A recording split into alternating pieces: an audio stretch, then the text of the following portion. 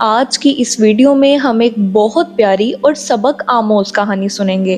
ایک بادشاہ اور اس کی 7 بیٹیوں کی کہانی۔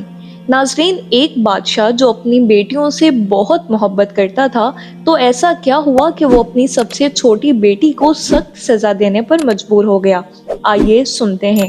کہتے ہیں کہ کسی ملک میں ایک بادشاہ رہتا تھا۔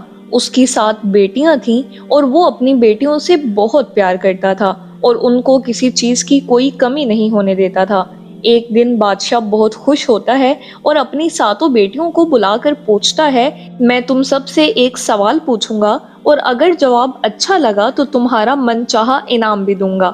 سب ایک قطار میں کھڑی ہو جاؤ اور ایک ایک کر کے بتاؤ کہ تم کس کا دیا کھاتی ہو، کس کا دیا پہنتی ہو۔ 7 میں سے 6 بیٹیوں نے کہا، ابا حضور، آپ کا دیا کھاتے ہیں اور آپ کا دیا پہنتے ہیں، آپ ہی کی وجہ سے ہماری یہ شان و شوکت ہے۔ یہ سن کر بادشاہ بہت خوش ہوا اور سب کو اس کی من پسند چیز دے دی۔ جب سب سے چھوٹی بیٹی کی باری آئی تو اس نے کہا کہ میں اللہ کا دیا کھاتی ہوں اور اپنی قسمت کا پہنتی ہوں اور یہ میرا نصیب ہے۔ بادشاہ یہ سنتے ہی آگ بگولا ہو گیا اور کہنے لگا، اے کمبخت، تو نے میری ناشکری کی ہے، تجھے اس کی سزا ضرور ملے گی۔ شہزادی نے کہا، جو حکم ابا حضور۔ بادشاہ نے سپاہیوں کو حکم دیا کہ جاؤ اسے جنگل میں چھوڑ آؤ، میں بھی دیکھوں کہ یہ میرے بغیر کیسے اللہ کا دیا کھاتی ہے اور اپنے نصیب کا کیسے پہنتی ہے۔ تو ناظرین، شہزادی سے تمام زیورات واپس لے لیے گئے اور خستہ حال کپڑوں میں بغیر کسی ساز و سامان کے بادشاہ کے حکم کے مطابق جنگل میں تنہا چھوڑ دیا گیا۔ لیکن شہزادی بہت مطمئن تھی اور اس کا اللہ پر بہت توکل تھا کہ جو اس نے رزق اور عیش و عشرت میرے نصیب میں لکھی ہے وہ مجھے ضرور ملے گی۔ سب سپاہی شہزادی کو چھوڑ کر واپس چلے گئے۔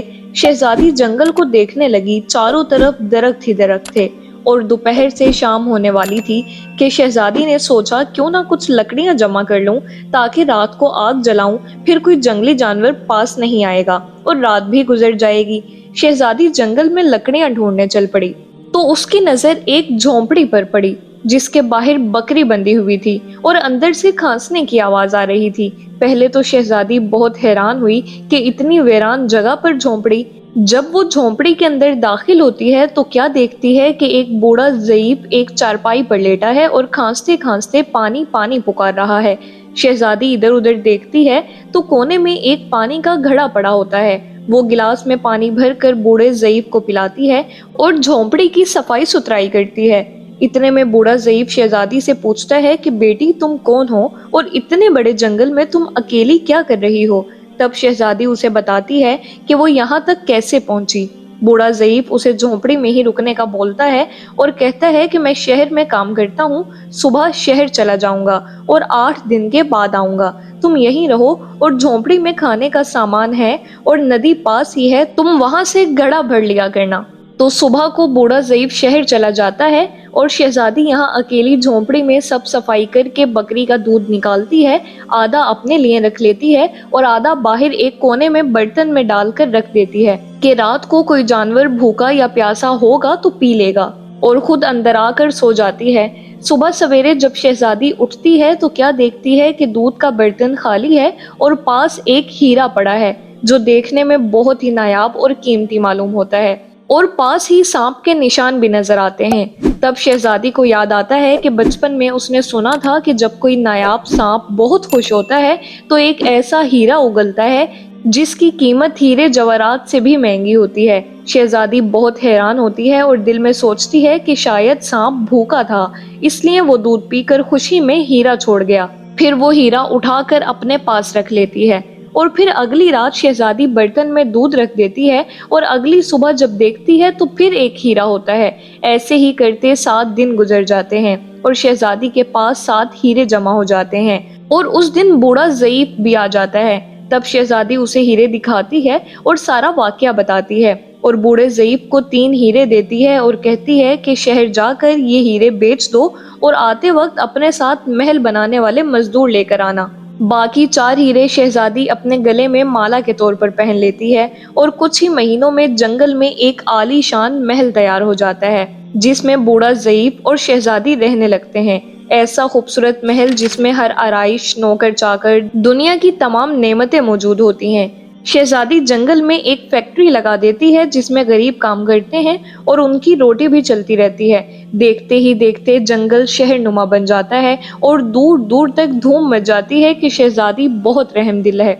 और ये खबर जब बादशाह तक पहुंचती है तो बादशाह के दिल में इश्तियाक होता है कि देखूं तो सही कौन से मुल्क की शहजादी है जिसकी इतनी तारीफ की जा रही है। बादशाह सिपाहियों के हाथ शहजादी से मिलने का पैगाम भेजता है। यहाँ शहजादी के सिपाही जब शहजादी को बताते हैं तो शहजादी ये हुक्म देती है कि बादशाह सलामत एक ही शर्त पर हमसे मिल सकते हैं कि वो अपनी तमाम बेटियों के साथ आएं।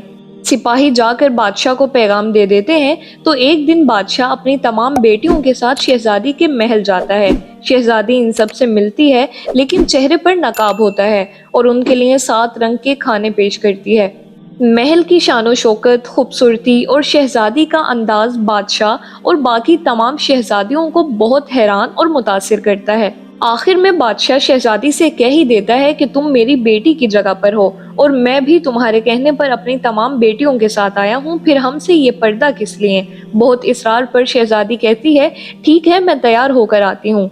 सब शहजादियां आपस में सरगोशी करने लगती हैं कि इतनी तो तैयार है, इतने महंगे जेवरात पहने हैं, अब और कितना तैयार होकर आएगी। इतने में क्या देखते हैं कि दूर से एक खस्ता हाल कपड़ों में कोई आ रहा है और गौर करने पर बादशाह को याद आता है कि ये तो उसकी छोटी बेटी है, ये अभी तक जिंदा है। मैं तो सोचता था कि इसे जंगल के जानवर खा गए और जब मैंने अपने सिपाहियों को इसकी खैर खबर लेने भेजा था तब उन्होंने ये बताया था कि वहाँ शहजादी का कोई नामो निशान नहीं है, तो ये कैसे मुमकिन है।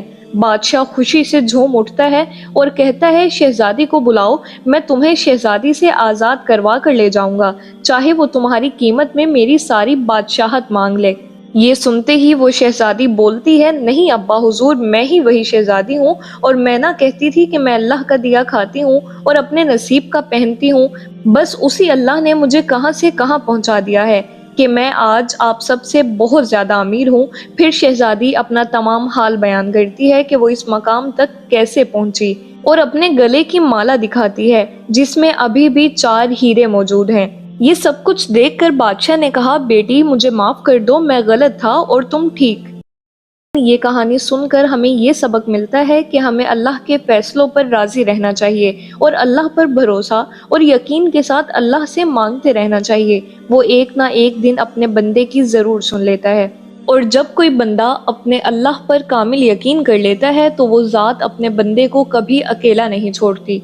उम्मीद करती हूँ कि आज की ये वीडियो आपको पसंद आई होगी। इसी तरह की मज़ीद मालूमाती और सबक आमोज़ वीडियोज़ के लिए हमारे साथ जुड़े रहिए।